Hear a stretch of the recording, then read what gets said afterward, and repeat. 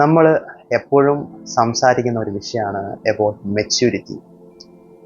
നമ്മൾ വയസ്സാവുന്നതിനനുസരിച്ച് കുട്ടിത്തം മാറണം, കൂടുതൽ മെച്യൂർഡ് ആകുമെന്ന് പറയാറുണ്ട്. മെച്യൂരിറ്റി എന്ന് പറയുന്നത് മിക്ക ആളുകളും വിചാരിക്കുന്നത് കുറച്ചുകൂടി ജീവിതത്തിൽ ഉത്തരവാദിത്വം വരിക, സീരിയസ് ആവുക, എന്തെങ്കിലുമൊക്കെ ചെയ്യണം, ജീവിതത്തിൽ എന്തെങ്കിലുമൊക്കെ നേടണം എന്നുള്ള ചിന്ത വരുന്നത്. ഇതിനൊക്കെയാണ് മെച്യൂരിറ്റി എല്ലാവരും പറയുന്നത്. എന്നാൽ ഞാനൊരു കാര്യം പറയട്ടെ, ഇതൊന്നുമല്ല ശരിക്കുള്ള മെച്യൂരിറ്റി. റിയൽ മെച്യൂരിറ്റി അല്ലെങ്കിൽ നമ്മൾ ഗ്രോ അപ്പ് ആവുന്നത് ഒറ്റൊരു കാര്യം മാത്രം ചെയ്താൽ മതി. See, when your happiness or sadness is not dependent on any one or anything, you are matured.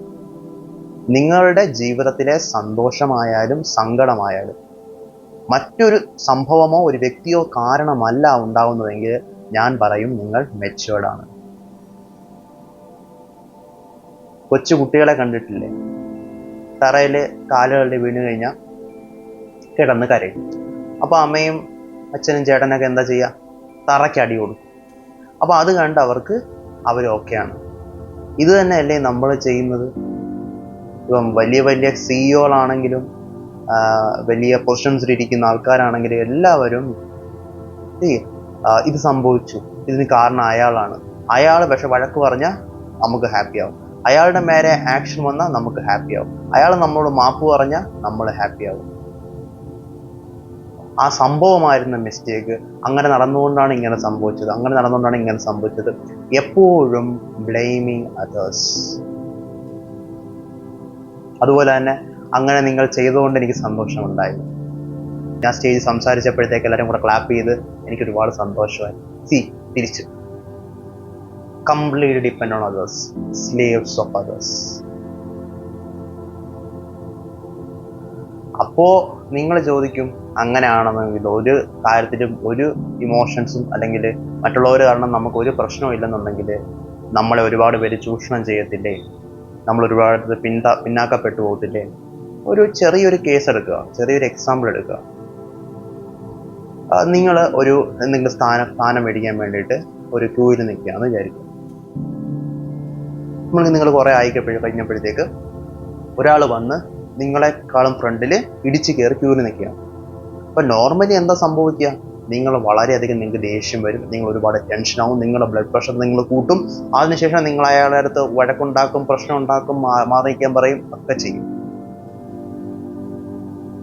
ഇതിനകത്ത് ഒരൊറ്റ കാര്യമേ ഞാൻ എടുക്കരുതെന്ന് പറയുന്നുള്ളൂ. ഞാൻ പറയുന്നില്ല അയാൾ വന്ന് നിന്നാൽ കയറി നിന്നോ, നിങ്ങൾ നിന്നോ ഇവിടെ എന്നൊന്നും നിൽക്കണമെന്ന് ഞാൻ പറയത്തില്ല. അയാൾ വരികയാണെന്നുണ്ടെങ്കിൽ അയാളെ പുഷ് ചെയ്ത് മാറ്റാനോ അല്ലെങ്കിൽ അയാൾക്ക് മാറി നിൽക്കാൻ പറയാനോ ഒക്കെ ഓക്കെയാണ്.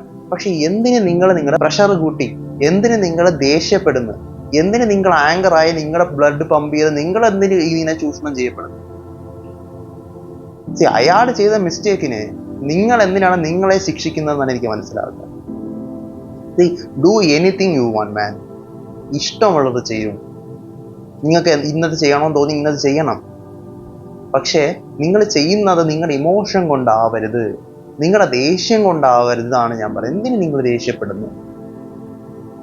അപ്പോൾ നിങ്ങൾ മറ്റുള്ളവർക്ക് ഒരു പവർ കൊടുക്കുകയല്ലേ?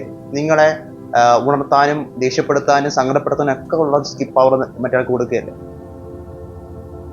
അതേപോലെ ഒരു വഴിയിൽ ഒരാൾ ഒരുപാട് നാൾ വിശന്ന് ഇരിക്കുന്നു, ഒന്നും ആഹാരം ഇല്ലാതിരിക്കുന്നു. അപ്പോൾ അത് കാണുമ്പോൾ നിങ്ങൾക്ക് സങ്കടം ഉണ്ടാവും, വിഷമം ഉണ്ടാവും, ഒരുപാട് സങ്കടം ഉണ്ടാവും. അങ്ങനെ നിങ്ങൾ അയാളെ സഹായിക്കും. ഞാൻ പറയുന്നത്, ഒന്നാമത് അയാൾക്ക് വിഷമവും വിശപ്പും ഒക്കെ ഉണ്ട്. ഒന്നാമത് അവിടെ ഒരു പ്രോബ്ലം ഉണ്ട്, ഒരു സിറ്റുവേഷൻ ഉണ്ട്. അപ്പോൾ അതെന്തിനു നിങ്ങളും കൂടെ എടുത്ത് മണ്ടയിൽ വെക്കുന്നത്? നിങ്ങൾ എന്തിനു വിഷമിക്കുന്നത്? Just do what you want. അയാളുടെ ആ ഒരു നിസ്സഹായാവസ്ഥ എന്തിനാണ് നിങ്ങളെ ബാധിക്കുന്നത്? അപ്പോൾ നിങ്ങൾ പറയും എമ്പതിയാണ്, നിങ്ങൾ അങ്ങനെ. You are train to do so man. നിങ്ങളെ പണ്ട് മുതലേ ഇങ്ങനെ ട്രെയിൻ ചെയ്തു. ബിക്കോസ് ഇങ്ങനെ ട്രെയിൻഡ് ആയിട്ടുള്ള സമൂഹത്തെ നിയന്ത്രിക്കാൻ ഗവൺമെന്റ്സിനൊക്കെ ഈസിയാണ്, എളുപ്പമാണ്. You are not a threat anymore. നിങ്ങളുടെ ഇൻഡിപെൻഡൻസ് നിങ്ങൾ വിട്ട് നിങ്ങൾ ഒരു യൂണിഫോമിറ്റിയിൽ എത്തിക്കഴിഞ്ഞാൽ you are not a threat anymore to anyone. അതുകൊണ്ട് നിങ്ങളെ പഠിപ്പിച്ചതാണ്. മറ്റുള്ളവരുടെ വിഷമത്തിൽ നിങ്ങളും വിഷമിക്കണമെന്ന് നിങ്ങളെ പഠിപ്പിച്ചതാണ്. നിങ്ങൾ വിഷമിക്കേണ്ട യാതൊരു കാര്യമില്ല.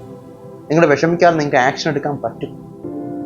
അവിടെയാണ് മാജിക്, അവിടെയാണ് ലൈഫിൻ്റെ മാജിക് ഇരിക്കുന്നത്. അങ്ങനെ ഒരു അവസ്ഥ കാണുമ്പോൾ ഒരു മാറ്റവും നിങ്ങളുടെ ഫീലിങ്ങിൽ വരാതെ നിങ്ങൾ എങ്ങനെയാണോ നിങ്ങൾക്ക് ആദ്യം ഉണ്ടായിരുന്ന അതേ ഒരു പീസ് ആൻഡ് ബ്ലിസ്സിൽ അയാളെ ഹെൽപ്പ് ചെയ്യുമ്പോഴാണ് I say you are mature. That is real maturity.